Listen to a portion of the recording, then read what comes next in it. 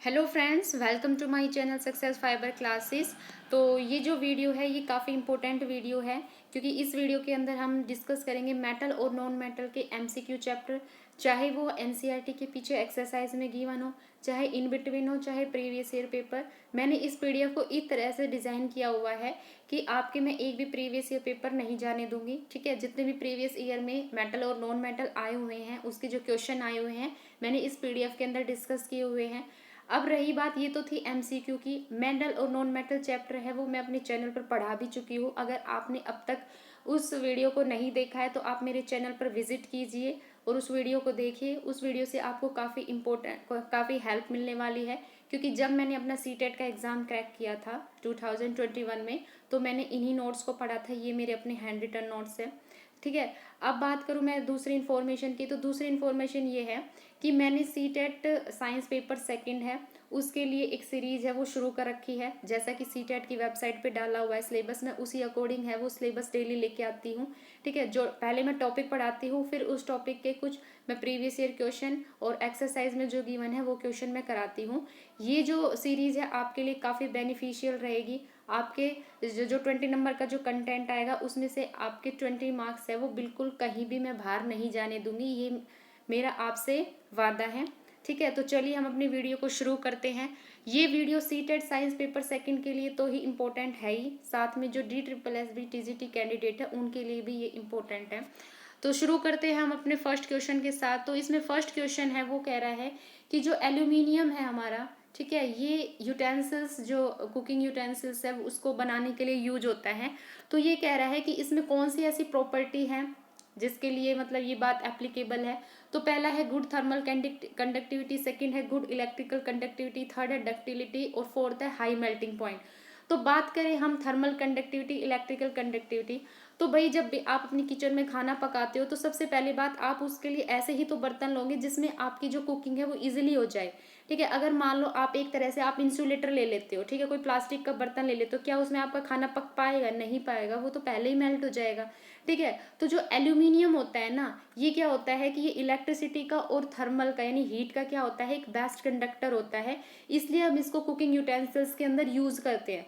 ठीक है, अब थर्ड ऑप्शन है हमारा डक्टिलिटी। अब मेरे को यूं बताओ कि आप एल्यूमिनियम के बर्तन बना रहे हो, उसमें डक्टिलिटी प्रॉपर्टी का क्या काम है? क्योंकि डक्टिलिटी प्रॉपर्टी क्या बोलती है भाई, वायर्स के अंदर मेटल को वायर्स के अंदर हम ड्रॉ करते हैं, वही तो डक्टिलिटी होती है। उसके बाद जो हमारी अगली है वो कह रहा है हाई मेल्टिंग पॉइंट। अरे भाई, जब मेल्टिंग पॉइंट ही हाई हो जाएगा तो तुम उसको, वो तुम्हारे लिए क्या यूजफुल रहेगा? नहीं रहेगा ना, वो तो अनयूजफुल हो जाएगा।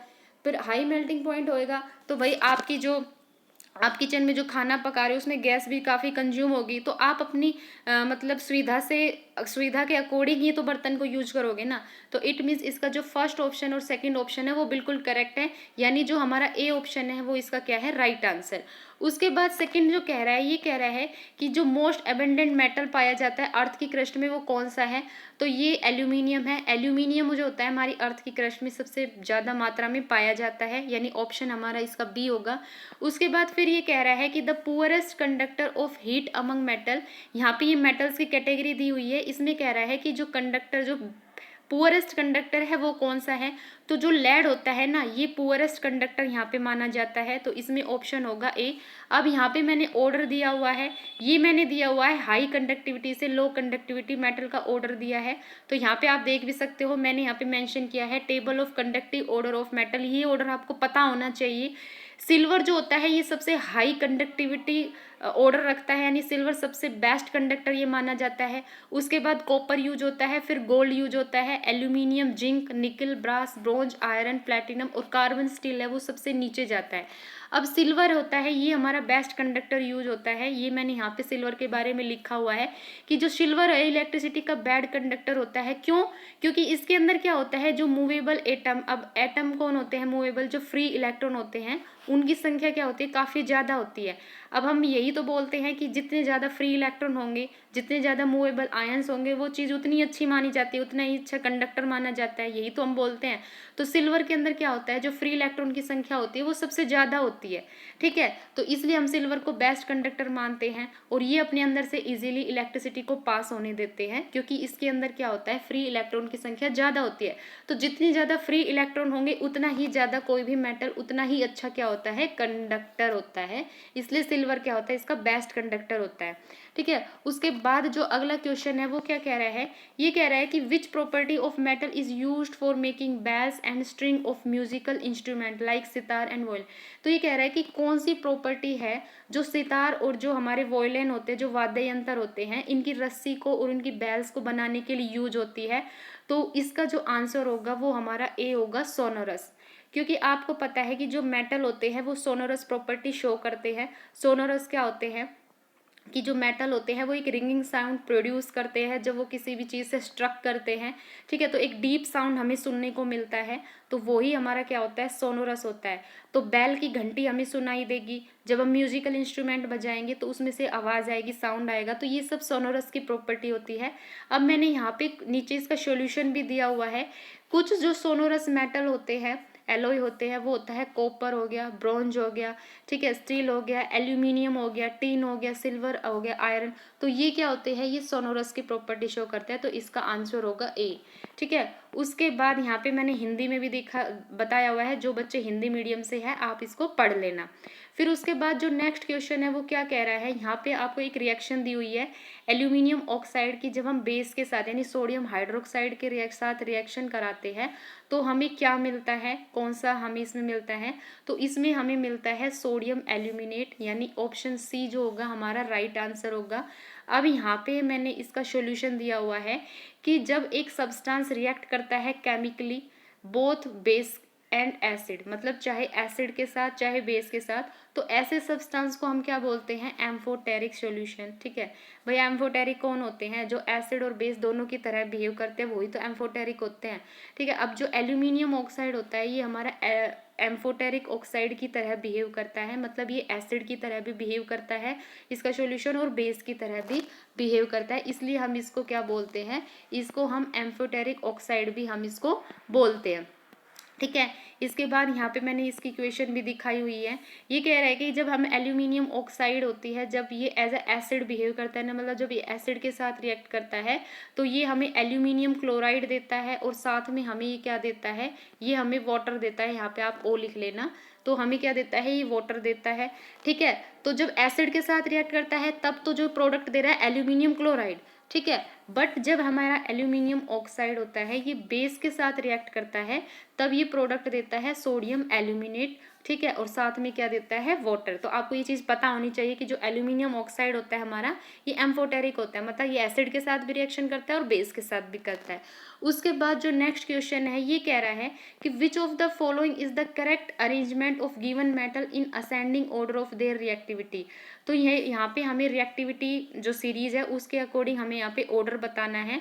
तो पहला है जिंक, दूसरा है आयरन, फिर है मैग्नीशियम, फिर है सोडियम।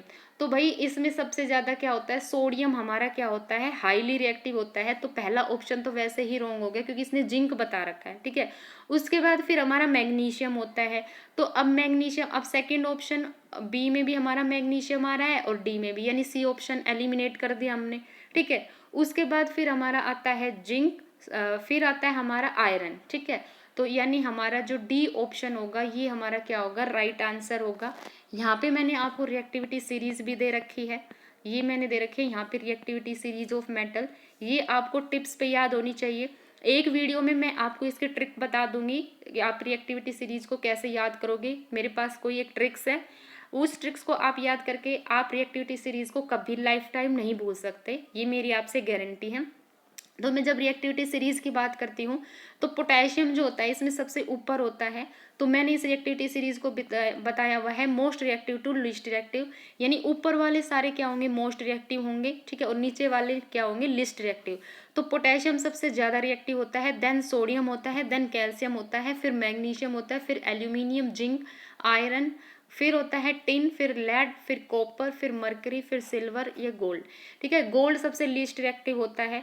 लीस्ट रिएक्टिव गोल्ड क्यों होता है, क्योंकि जो गोल्ड होता है ना उसका डी ऑर्बिटल कंप्लीटली फिल्ड होता है, तो ये इनर्ट होता है, ये रिएक्शन नहीं करता किसी से, इसलिए गोल्ड को हमेशा लीस्ट रिएक्टिव माना जाता है। ये इसका अदर कारण भी है। ठीक है, जब आप ट्रांजिशन मेटल पढ़ोगे तो उसमें पता चलेगा। ठीक है, उसके बाद फिर अगला क्वेश्चन है हमारा, कह रही है लास्ट क्वेश्चन है, ये कह रहा है कि which of the following, sorry which of the following pairs give displacement reaction. तो यहाँ पे हमें बताना है कि जो कौन सी ऐसी रिएक्शन है जो हमें डिस्प्लेसमेंट रिएक्शन का एग्जाम्पल है। तो ये कह रहा है कि ferrous sulphate plus copper metal, silver nitrate solution copper metal, copper sulphate solution to silver metal और sodium chloride solution to copper metal. इसका आंसर देने से पहले आपको डिस्प्लेसमेंट रिएक्शन के बारे में पता होना चाहिए। तो मैं इसका आंसर दूं इससे पहले मैं आपको थोड़ा सा डिस्प्लेसमेंट रिएक्शन के बारे में पढ़ा देती हूँ। डिस्प्लेसमेंट रिएक्शन वो रिएक्शन होती है जिसमें क्या होता है, कोई भी एक मोस्ट रिएक्टिव मेटल होता है वो लीस्ट रिएक्टिव मेटल को उसी के कंपाउंड से क्या कर देता है, हटा देता है। ठीक है, वो होता है हमारा डिस्प्लेसमेंट रिएक्शन। ठीक है, जैसे मान लो यहाँ पे मैंने कॉपर सल्फेट का सॉल्यूशन लिया है और ये ब्लू कलर है सॉल्यूशन में, और हमने क्या कर दी, इसमें लोहे की एक कील डाल दी, यानी आयरन किसके साथ रिएक्शन कर रहा है, कॉपर सल्फेट के साथ। ठीक है, तो क्या होता है, अब जो आयरन होता है ना, अब मैंने आपको रिएक्टिविटी सीरीज दिखाई थी, तो उसमें आयरन जो होता है वो हाईली रिएक्टिव होता है कॉपर से। कॉपर नीचे होता है और आयरन ऊपर होता है, यानी आयरन जो होता है ये हमारा हाईली रिएक्टिव होता है। तो ये क्या करेगा, इसी के सॉल्यूशन में से क्या करेगा, कॉपर को तो हटा देगा और खुद इसकी जगह आ जाएगा, यानी फेरस सल्फेट सॉल्यूशन। ठीक है, ये हमारा बनेगा और कॉपर क्या होगा, ये आयरन नेल पर जाकर क्या हो जाएगा, जम जाएगा। ठीक है, अब कॉपर सल्फेट का सॉल्यूशन का जो कलर था वो था ब्लू, बट जब कॉपर को डिस्प्लेस कर दिया आयरन ने तब कौन आ गया, तब क्या बना हमारा फेरस सल्फेट सॉल्यूशन। तो यहाँ से क्या हुआ कि ये ब्लू कलर का जो कलर है वो भी चेंज हो गया और वो कलर बन गया लाइट ग्रीन। ठीक है, तो ये होती है हमारी डिस्प्लेसमेंट रिएक्शन, यानी ऐसी रिएक्शन जिसमें एक मोस्ट रिएक्टिव मेटल, ठीक है, जो लीस्ट रिएक्टिव मेटल है उसको उसी के सॉल्यूशन में से डिस्प्लेस कर देता है, हटा देता है, तो वो होती है डिस्प्लेसमेंट रिएक्शन। जैसे मैंने यहाँ पे एक और एग्जांपल से समझाया हुआ है, यहाँ पे 5 बीकर हैं। ठीक है, फर्स्ट ए और बी बीकर का जो सॉल्यूशन है वो ब्लू कलर का है, यानी कॉपर सल्फेट है। ठीक है, जब हमने इसमें जिंक ग्रेनुअल डाली तो क्या हुआ, ए और बी है, इन दोनों में तो क्या होगी, रिएक्शन होगी। सेकंड में हमारा कॉपर सल्फेट है, इसमें मैंने आयरन की नेल डाल दी। ठीक है, तो इन दोनों को तो क्या हो गया, देखो नीचे की साइड यहाँ पे दोनों का क्या हो गया, कलर चेंज हो गया, ये देख सकते हो इन दोनों का कलर चेंज हो गया। बट जो बीकर सी डी ई है, यानी ये वाले, इनमें जब मैंने कॉपर टर्निंग डाली, आयरन डाली, ठीक है, तो तीनों में ही क्या हुआ, कोई चेंजमेंट नहीं हुआ। ठीक है, जैसे सी की मैं बात करूँ तो सी में क्या है, जिंक सल्फेट का सॉल्यूशन है और इसमें कॉपर टर्निंग है, तो इसने कोई रिएक्शन नहीं दिखाई। क्यों, क्योंकि जो हमारा कॉपर होता है वो जिंक से क्या होता है, एक लेस रिएक्टिव होता है, तो वो जिंक को उसके सॉल्यूशन से डिस्प्लेस नहीं कर पाता, इसलिए इसमें कोई भी रिएक्शन नहीं हुई, मतलब जो कलर वाइट था वो वाइट ही रहा। फिर बात करती हूँ मैं डी बीकर की, तो डी में है आयरन सल्फेट, जब इसमें मैं कॉपर टर्निंग डालती हूँ तो क्या होगा, इस सॉल्यूशन का कलर भी एज इट इज रहेगा, यानी इसमें भी कोई रिएक्शन नहीं देखने को मिलेगी। क्यों, क्योंकि कॉपर आयरन से लेस रिएक्टिव होता है, तो ये डिस्प्लेसमेंट रिएक्शन यहाँ पे नहीं होगी।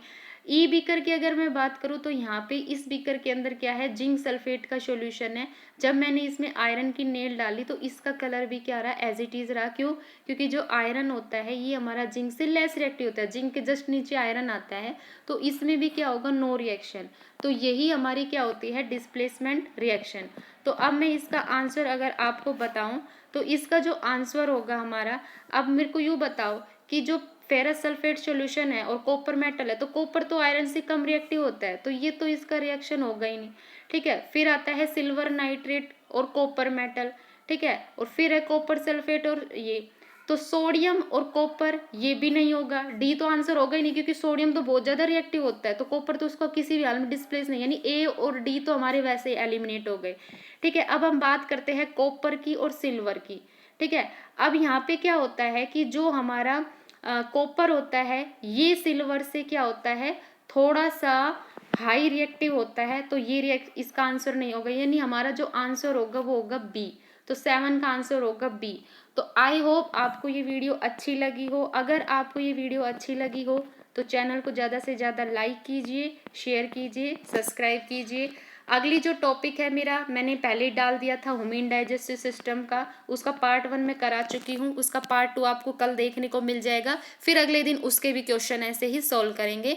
तो अब मैंने इसका जो टेलीग्राम चैनल का लिंक है वो इस वीडियो में डाल दिया है, आप उस टेलीग्राम चैनल से इस PDF को डाउनलोड कर सकते हो। So thank you very much.